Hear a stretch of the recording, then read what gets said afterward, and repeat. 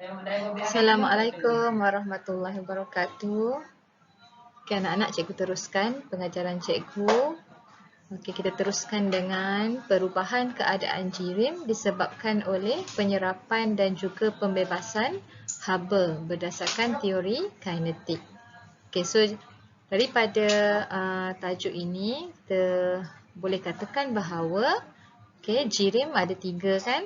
Okey, pepejal, cecair dan juga gas. Jadi jirim ini dia boleh berubah keadaan sama ada daripada pepejal menjadi cecair, daripada cecair menjadi pepejal. Okey, sama ada dianya disebabkan oleh penyerapan ataupun pembebasan haba. Okey, dan berdasarkan kepada teori kinetik. Okey, teori kinetik adalah teori yang berkaitan dengan pergerakan zarah-zarah. Pergerakan zarah-zarah. Sebab kita tahu jirim terdiri daripada zarah-zarah yang halus dan diskret. Okey. So kita tengok. Okey, terdapat banyak bahan yang mengalami perubahan keadaan jirim dalam kehidupan harian kita disebabkan oleh penyerapan dan juga pembebasan haba. Okey. So contoh yang paling dekat sekali dalam kehidupan seharian kita nak buat air batu. So kita isikan dulu, kita buat ais kita isikan dulu dengan air biasa. Okey, kemudian kita letak dalam peti, kemudian dia bertukar menjadi ais. Itu adalah perubahan keadaan jirim. Contoh Okey, kemudian pemanasan atau penyejukan menyebabkan sesuatu jirim mengalami perubahan keadaan. Sama ada kita panaskan ataupun kita sejukkan. Contoh cikgu bagi tadi, daripada air biasa cecair, lepas tu kita sejukkan dia, kita letak dalam freezer, dia bertukar jadi ais. So maksudnya dia mengalami penyejukan. Macam mana pula kalau kita masak air, kita jerang air, lepas tu air tu bertukar menjadi gas, maksudnya dia mengalami pemanasan. Okey. Okey. Inilah contoh macam inilah, apabila sesuatu cecair itu disejukkan, cecair itu akan membebaskan haba. Yalah, peti sejuk dia tak ada haba kan? Dia sejuk, jadi dia membebaskan haba lah. Okey, zarah-zarah kehilangan tenaga kinetik dan bergerak lebih perlahan. Okey, so contoh ni macam ni contoh daripada keadaan cecair. Okey, keadaan cecair. Okey, dia bertukar menjadi okey, cecair, kemudian dia jadi pepejal. Dia jadi pepejal. Okey. So cecair asal-asal dia punya susunan zarah-zarah dia adalah rapat. Okey, adalah rapat. Kemudian selepas disejukkan, okey, dapati bahawa susunan zarah-zarah dia adalah sangat rapat. Maksudnya perubahan daripada keadaan cecair nak menjadi pepejal, dia mengalami dia kehilangan tenaga kinetik. Okey, bila dia mengalami penyejukan, okey, zarah-zarah akan kehilangan tenaga kinetik. Okey. Okey, zarah-zarah menarik antara satu sama lain dan bertukar menjadi pepejal. Nanti kita tengok ni. Cecair dikatakan mengalami proses pembekuan. Okey, seterusnya, apabila bahan pepejal dipanaskan, bahan tersebut akan berubah menjadi cecair dan akhirnya menjadi gas melalui proses pendidihan. Okey, contohnya tadi kalau kita panaskan ais, ais. Okey, ais kita panaskan dia akan jadi cecair lah kan? Dia akan jadi cecair. Okey, lepas tu cecair ni bila kita panaskan lagi dia akan bertukar menjadi gas pula. Okey.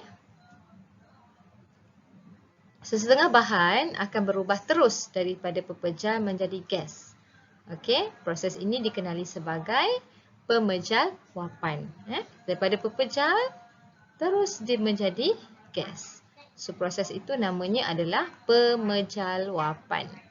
Okey, semasa proses pemejalwapan, tenaga kinetik zarah-zarah bertambah apabila zarah menyerap haba sehingga boleh bertukar secara langsung daripada pepejal menjadi gas. Okey, maksudnya dalam keadaan pepejal ni, susunan zarah-zarah dia sangat rapat. So bila dia menerima haba, contohnya macam cikgu kata hari itulah sebelum ni. Kalau rumah kita terbakar, kita kena lari, betul. Sama juga dengan zarah-zarah ni. Bila dia dipanaskan, bila pepejal ini dipanaskan, okey, apa yang berlaku? Zarah-zarah ni akan bergetar dengan lebih laju. Okey, jadi bila zarah-zarah ini bergetar dengan lebih laju, dia akan bertukar menjadi, kalau dalam konteks ini, kalau pemejal luapan, daripada pepejal menjadi gas. Okey, jadi susunan zarah-zarah dia makin jauh. Sebab apa? Sebab ikatan-ikatan dia antara zarah-zarah ini telah terurai disebabkan oleh haba. Okey. Contoh ni macam ni. Okey, apabila dipanaskan, apa yang berlaku? Kalau kita tengok kat sini, susunan zarah-zarah apabila dipanaskan, makin lama dia makin jauh. Seolah-olah macam apabila kita panas, kita kena larikan diri lah. Sama juga dengan zarah-zarah ni. Apabila dia terima haba panas, jadi dia kena larikan diri. Jadi dia larilah antara satu sama lain ni. That's why yang ni perubahan daripada pepejal, kemudian yang ni jadi cecair dan yang ni adalah gas. Dia punya ikatan-ikatan tu makin lama makin jauh. Okey, susunan dia pun makin lama makin jauh. Okey, disebabkan oleh apa? Disebabkan dia dipanaskan, haba diserap. So apa yang berlaku kepada tenaga kinetik? Tenaga yang ada pada objek yang sedang bergerak ataupun yang ni zarah lah. Okey, tenaga kinetik semakin meningkat apabila haba diserap. Okey, macam mana pula bila disejukkan? Disejukkan maksudnya haba dibebaskan, tak nak haba tu. Okey, daripada keadaan gas ni bertukar menjadi cecair, makin lama makin rapat. Okey, jadi kenapa macam mana pula dengan tenaga kinetik? Tenaga kinetik dia makin berkurang.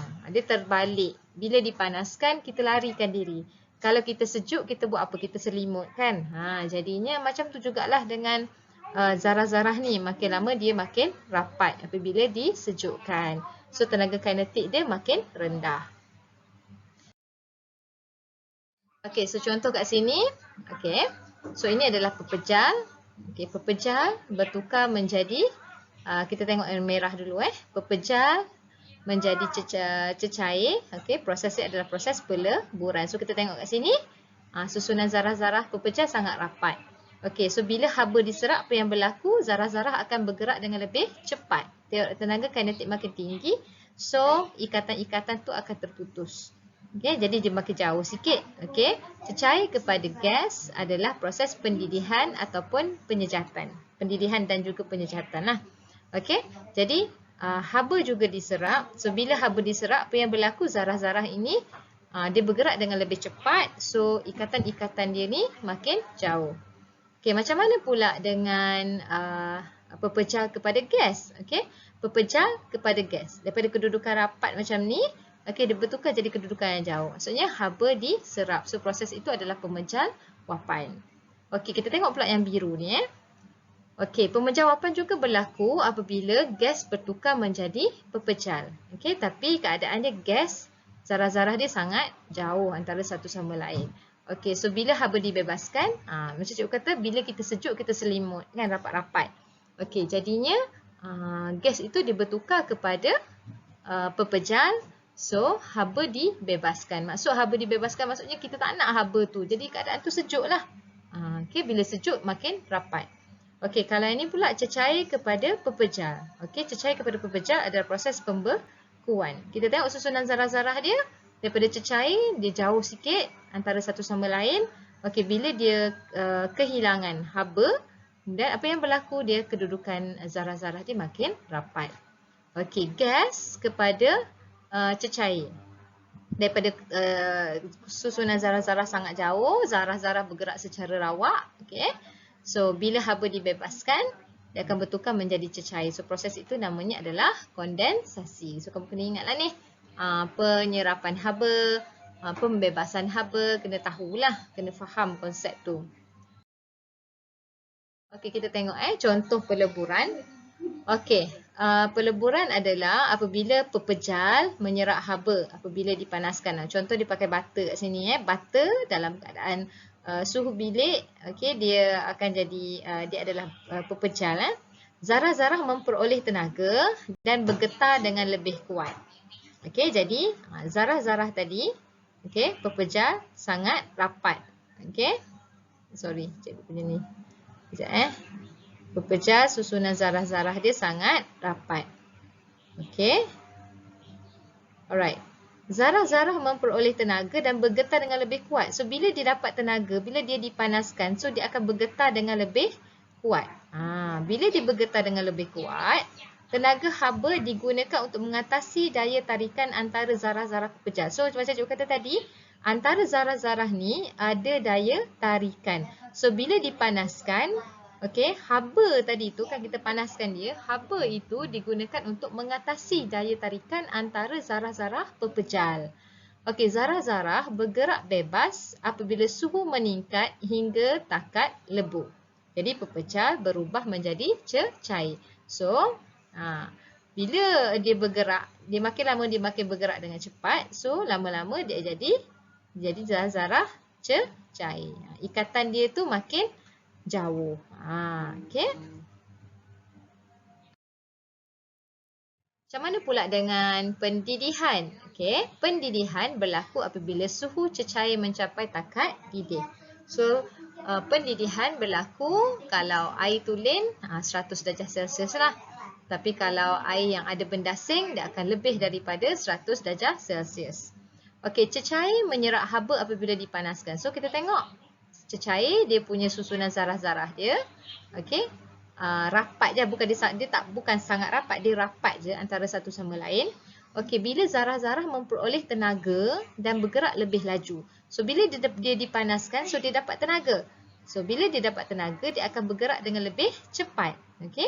Tenaga haba digunakan untuk mengatasi daya tarikan antara zarah-zarah cecair. Jadi tenaga haba tu tadi tu ikatan antara ni pun diatasi dengan tenaga haba tu. Jadi apabila suhu meningkat ke takat didih, zarah-zarah pun bergerak secara bebas dan rawak, jadi cecair berubah menjadi gas. Jadi bila terlalu tinggi, bila dah mencapai takat didih, so zarah-zarah tu dia bertukar menjadi gas. Dia punya pergerakan zarah sangat tinggilah, dia punya tenaga kinetik dia tu sangat tinggi. Okay, maksudnya pendidihan ini menyerap haba lah. Okey, penyejatan. Okey, penyejatan berlaku pada sebarang suhu. So, beza antara penyejatan dan juga pendidihan. Pendidihan dia berlaku pada takat didih. Tapi kalau penyejatan, dia berlaku pada sebarang suhu. Okey. Cecair menyerap haba apabila dipanaskan. Macam tadi juga konsepnya, cecair dia serap haba. Okey, zarah-zarah memperoleh tenaga dan bergerak dengan lebih laju. Okay, cecair tersejat secara perlahan-lahan dan berubah menjadi gas. Okey, dia sama macam pendidihan tapi dia beza juga. Okey, dia taklah sama, cumanya dia punya pertukaran jirim tu, keadaan jirim tu daripada apa? Daripada cecair berubah menjadi gas tu ada samalah macam pendidihan. Tapi pendidihan berlaku pada takat didih. Penyejatan dia berlaku pada sebarang suhu. Okey.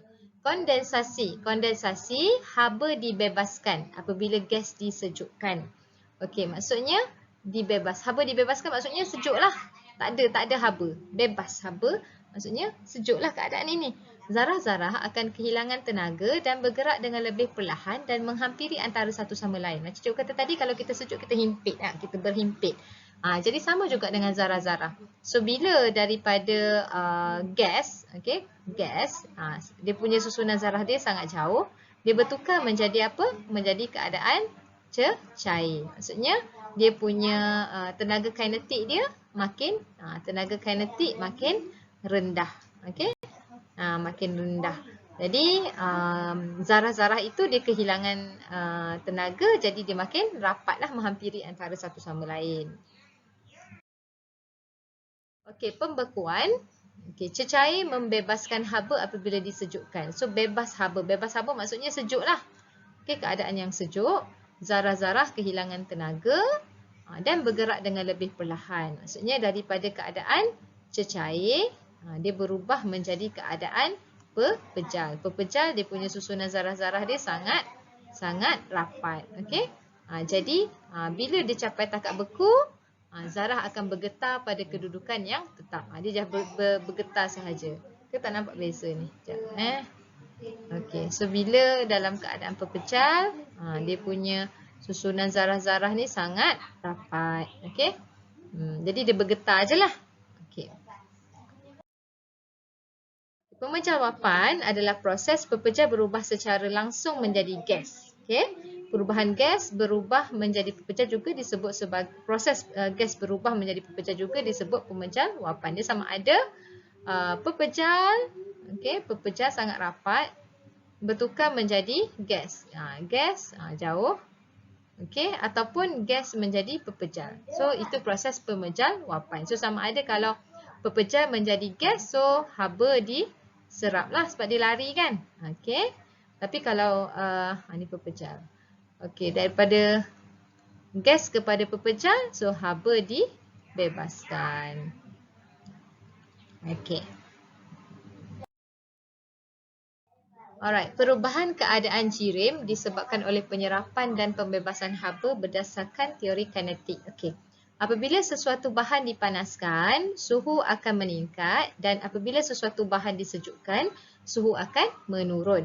Okey, walau bagaimanapun, suhu tidak akan berubah ketika mencapai takat beku. Okey, takat lebur dan juga takat didih semasa proses pembekuan, peleburan dan juga pendidihan. Okey, keadaan ini berlaku kerana tenaga kinetik zarah-zarah tidak bertambah. Okey, haba diserap atau dibebaskan untuk memastikan daya tarikan antara zarah-zarah diatasi atau dibentuk. Okey. Okey, bila suhu tak akan berubah bila mencapai takat beku, okey, takat lebur dan juga takat didih. Takat beku berapa? 0 darjah Celsius. Takat lebur pun 0 darjah Celsius. Takat didih 100 darjah Celsius. Sebab apa? Sebab tenaga kinetik zarah-zarah tidak bertambah. Haba diserap atau dibebaskan untuk memastikan daya tarikan antara zarah-zarah diatasi ataupun dibentuk. Okey. Okay, semasa perubahan fizikal ini berlaku, jisim juga kekal tidak berubah. Okey, jadi bila perubahan ini berlaku, jisim pun tak berubah. Sebab apa? Kuantiti zarah-zarah tidak berubah apabila dipanaskan atau disejukkan. Jadi walaupun dia berubah daripada pepejal kepada cecair kepada pepejal, tapi jisim kekal tidak berubah. Okay, perubahan yang berlaku hanyalah kepada tenaga kinetik zarah-zarah tersebut. So, bila ada perubahan jirim, tenaga kinetik sahaja yang berubah. Okay. So, itu je lah untuk kelas kita hari ini. Okay. Assalamualaikum warahmatullahi wabarakatuh.